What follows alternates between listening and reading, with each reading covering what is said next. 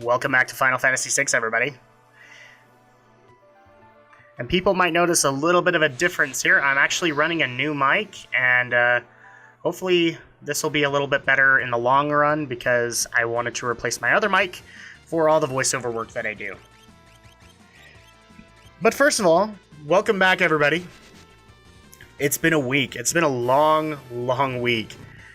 And I've gotten a lot of questions, I've gotten a lot of well wishes, and I want to say I appreciate everything from everybody. I am fine. My throat still hurts a little bit, and I still have a little bit of a cough, so I'm not gonna obsess over it. We're gonna make it work.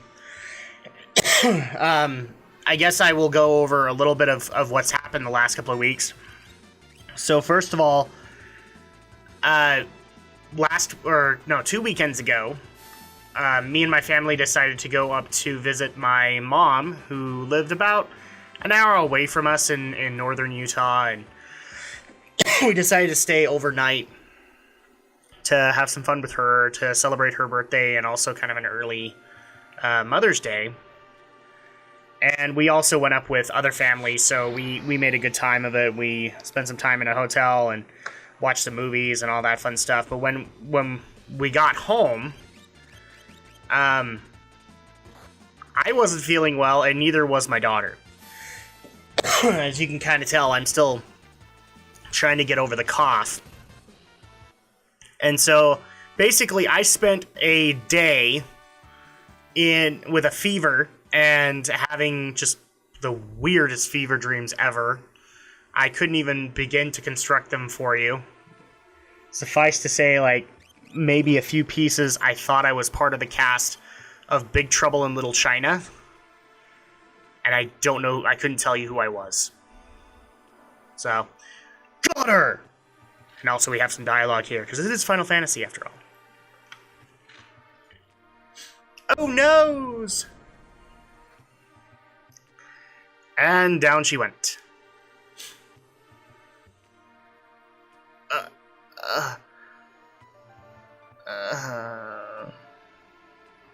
Yeah, you're not gonna survive that fall, Terra. You're gonna go down, go unconscious for a little bit. My sweet little magic user. With this slave crown, I'll practically own you. Oh, the Kefka voice is gonna be really hard with this problem. Excuse me. That coughing's gonna happen this part, sorry guys. I tried to postpone this as long as I could, but I do want to give you guys a weekly part, and so I will. So now we kind of see the moment where Kefka put the slave crown on Terra, and she became this Magitech armored witch that everybody knows about that fried so many Empire soldiers in 30 seconds. Good. Burn up everything.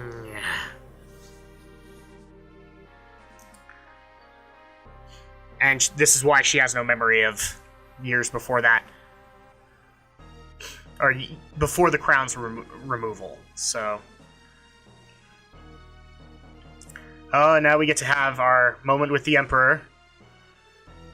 And a bunch of other people standing next to him. We stand on the brink of a major breakthrough. In the days to come, we'll witness a total revival of magic.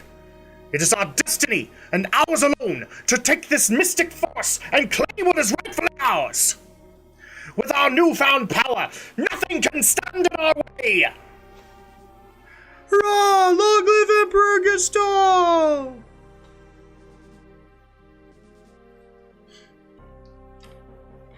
Kind of creepy. But, good villain. And she's still out for the count.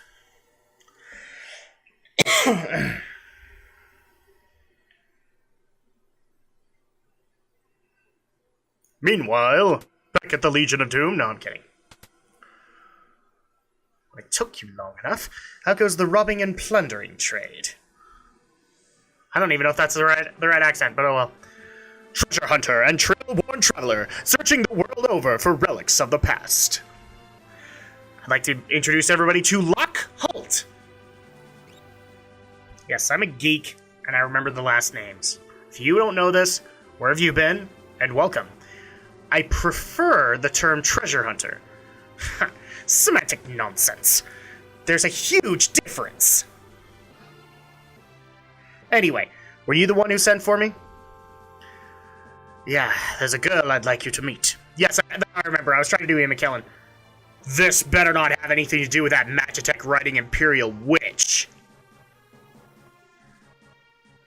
Imperial troops are pursuing her even as we speak. This town is no match for the Empire. Our independence can only be assured if we join forces with returners, an underground resistance movement. That girl wasn't responsible for her actions. We must get her to understand our dilemma. Alright, I think we'd better help her. Agreed. Make your way first to Figaro, and talk to the king. It's really hard not to roll the R on Figaro. It's Figaro. And down we go.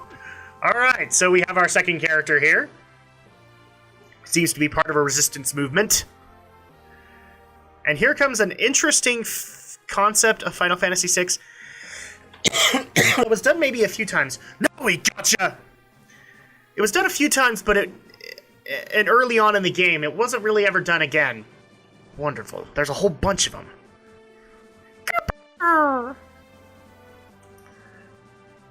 Huh? Moogles! Are you saying you want to help me?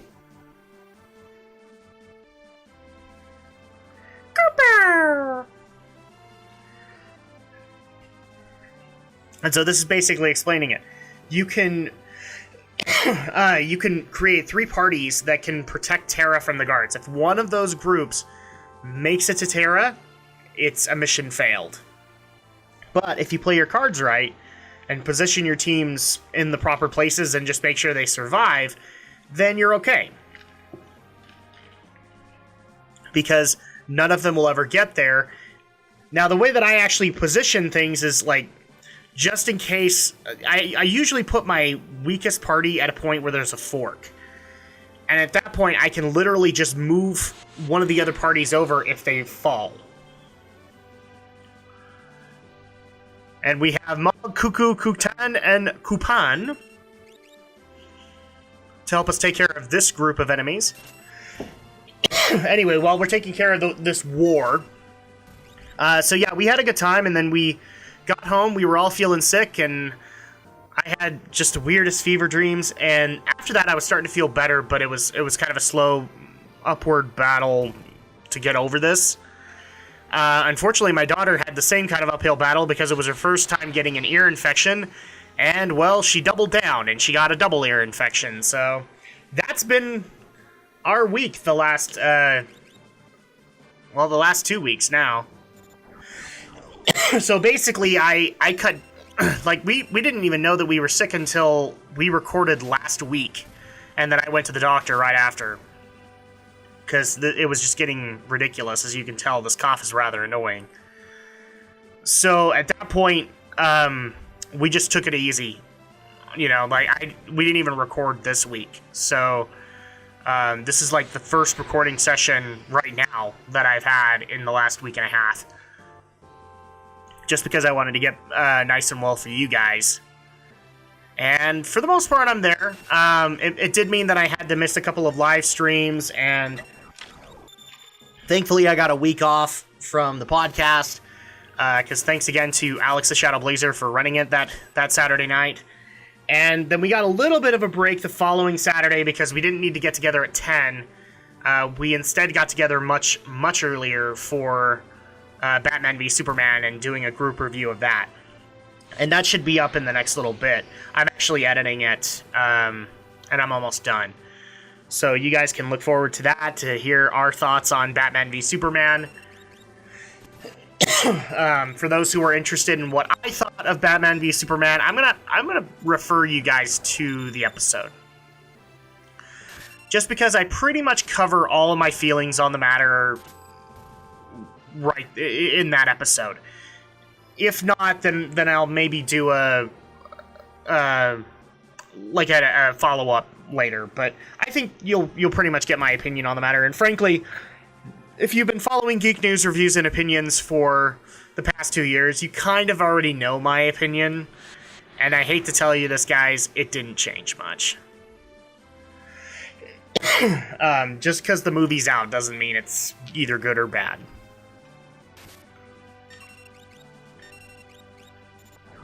So, with that said, a lot of people have actually been asking, so are we taking another hiatus from live streams? No, we're not. However, I am going to say this right here now. It's getting to a point where Mondays are becoming a little too clustered up, and I might actually move live streams to, I'm thinking Wednesday, but I'm not entirely sure on the matter. Because A, I want to get them in earlier, and B, I want to get them on a day where nothing else is going on. Because I think another thing that kind of led to that whole burnout was the fact that we had the Drak and Shadow recording day earlier on Monday, and then I would have to bounce from that to getting a live stream done. And so already at that point, my voice was spent. I was very tired and not wanting to spend a whole lot of time in the office because it's hot in the office after a recording session. So I know that sounds like a lot of complaining, but really I want to be able to deliver a good product for you guys. And one of the things I've kind of noticed is ever since I moved to 6 o'clock, not too many people actually show up. Nothing against the fans of the live streams, but not a whole lot of people show up, and I have a feeling that's because they're not earlier in the day. So what I'm hoping to do with like Wednesday is to move things to maybe say 4 or 5, and then at that point,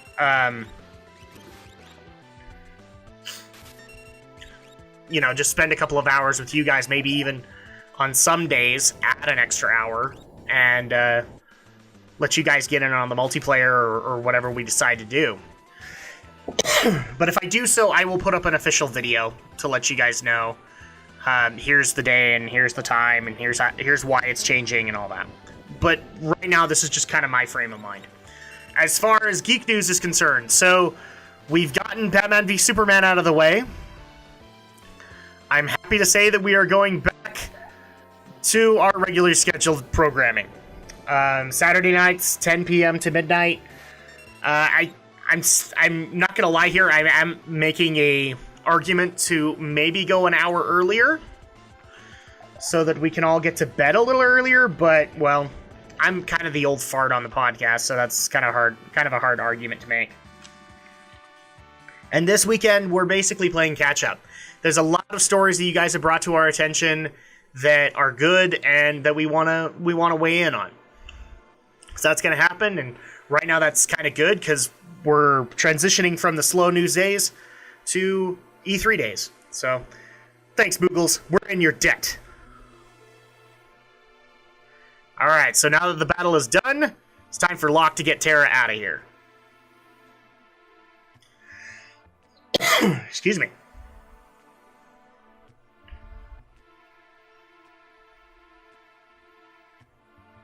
Oh no, she's still unconscious. I think this switch will open up the cave wall. Yeah, we totally knew that, right? Ah, you're back with us now. You saved me. Save your thanks for the Moogles.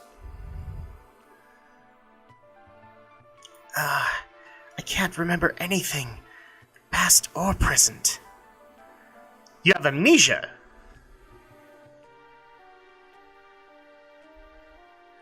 A man said my memory would come back.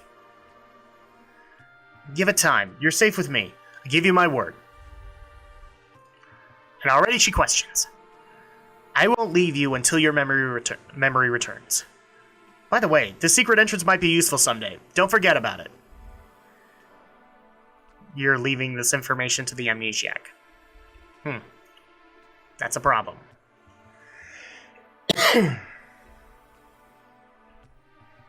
Okay, so with that, we are officially out of Narshi, so to speak. You can technically go back, because there is a little bit of a... There's a save point and a HPMP pot. So that, like, if you want to go level grind just outside of Narshi, you can do that. But at this point, this is so early on in the game that you'll notice our levels are good for the moment. We can actually continue the story at this point. So we are going to go ahead and do that. Oh, look, it's a monster in a box. So yeah, things are returning to normal. Live stream, I'll let you guys know. The podcast is coming back in full force because we're actually transitioning from the slow news days to, at least on the tech end, companies getting ready for E3 and wanting to advertise. And I have a feeling that at least 2 companies are going to have a lot to advertise this year. And then also with the entertainment end, we've got a lot of big movies coming out.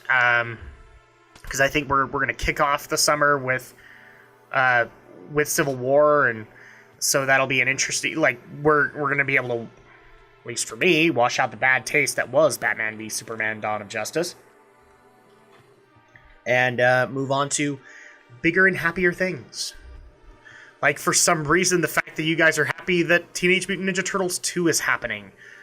And we keep on getting requests to review that as a podcast. I don't know how plausible that is, but we'll see what we can make work out. Because I know that a lot of people would like us to get together for every single movie, but that's not really all that plausible. There's 4 to 5 people here, and all of which have jobs, so at that point we have to make whatever we can work. So that's why we kind of sparsely pick the movies, so that people can have that break, and then we can get back into it when a popular movie's coming out. So that's happening. Let's Play schedules aren't really going to change. People, I hope you guys are enjoying King's Quest and also this Let's Play for the moment.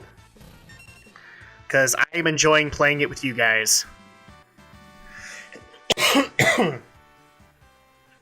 And so right now, we've made our way from Narshi, and so we're following, I believe the guy's name was Jarvis. We're following Jarvis's advice and going to the Kingdom of Figaro, where we supposedly will have safe haven. Because at this point we have the Magitech Armored Witch in Terra, so she's kind of a must-have target for the Empire. And we have Locke, who supposedly works with an organization called the Returners. Maybe to recruit Terra? But we're not gonna push the person who has amnesia and was enslaved. Normally you wouldn't have to push somebody like that, but okay. And I love the fact that people already sent me messages of like, we are really concerned about what you have to say about Terra. To them, I would probably say just don't worry too much about it, but we are going to compare. It's one of those things that I do like to bring up. Wait. Oh, it's you. Proceed. It's one of those things that I do like to bring up because, you know, back in the day, Terra was the first ever female protagonist in the Final Fantasy series. Now that she has another one to compare, I would actually dare say that Lightning from 13 is a better character. At least a better leading female protagonist. You mean this young woman? And now we have dialogue. Who do you think you are? Oh, sorry. How rude of me to turn my back to a lady. The young king of Figaro Castle, allied to the Empire and master designer of machinery. And now, please welcome Edgar Figaro. No, there is no subtitle. At least I don't think there is.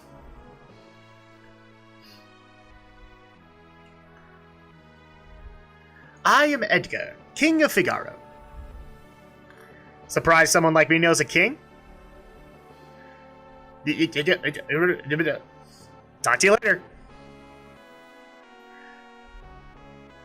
So, you're an Imperial soldier. No problem. Figaro and the Empire are allies, after all. Please, relax while you're here. It's not in my blood to harm a lady. I'm trying to sound refined. It's not really working with this voice. Look, why are you helping me? Is it because of my abilities? I'll give you 3 reasons. First of all, your beauty has captivated me. Second, I'm dying to know if I'm your type. I guess your abilities would be a distant third.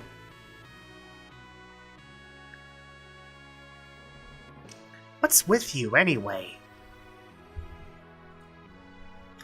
I guess my technique's getting a bit rusty. Aw, poor Edgar, he got shot down. I suppose a normal girl would have found him dashing, but I'm hardly normal. Aw, poor Terra. So here's my problem. When a lot of people like to bring up that Terra is the equivalent of a strong female protagonist, and I'm sorry, she's not. I wish I could say that her character improves over time. It doesn't. She's like, it doesn't get stronger. It improves in its own way, and I do appreciate Terra. However, compared to Lightning, and yes, Lightning is a Cloud Strife mold in a female body, but the bottom line is that who's stronger? That'd be Lightning. You know, I hate to say that, but it's kind of true. And so at that point, that's one of those points, that's one of those things that I tend to argue with people who hate 13 is, look, I get it. You can hate 13 and that's fine. I don't. But you can't fault them and say that they didn't have a good, strong female protagonist. They did. Especially when you compare it to the other example in the series, which is Terra. And yes, Terra was advertised as the series protagonist.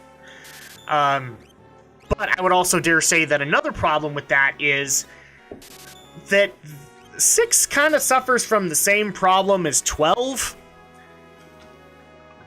I like Terra, but I don't know why she's the protagonist. Why she's the main, or why she was advertised as the main character. In essence, you could make the argument Locke is more of a protagonist than she is. Because you follow his story a lot more than you do Terra. In fact, there's going to be a point later in the game where she's just not part of the party. She's going through her own thing. That's not a problem, but again, it's the same problem that 12 has, where you're following Vaughn and Pinello, and you don't need to be following them. It makes no sense for you to follow them. It makes more sense to put a character like, say, Balthier as the main guy. Oh, hi, Aldo. Oh, hi, Aldo. And people might notice that I do crop the screen, yes, so that you guys can see it a little bit better. Yes. So, at that point, that's just one of those arguments that I tend to make with it, is that not only is Terra not really the protagonist, and shouldn't be, but she's also just not a strong female protagonist. She's more of a Mary Sue character. She really is. And there's, again, nothing wrong with it. I actually do like Terra's character development in this game. But I'm just not going to say she's strong. I'm trying to think, is there a strong female character in this game? Probably not by a lot of other people's definitions, but I would dare say that there is at least one that starts to fit that mold later in the game. But at that point, I could also make the argument that Terra fits that mold later in the game too. So, sorry guys, I don't mean to diss. I diss only because I love. And like with all good and bad games, there are opposing elements to them. Bad games have good elements in them. Just the same as good games, they have bad elements to them. And really what you can, the best way that you can tell a good game apart or a masterpiece apart from just a regular good game, is that the bad elements don't hurt it as bad as you might think. And I think that's going to go ahead and do it for this week. I think I've gone off on enough of a rant. But when we get back next week, we are going to continue on. We have found safe haven in Figaro. Hopefully, nothing bad happens.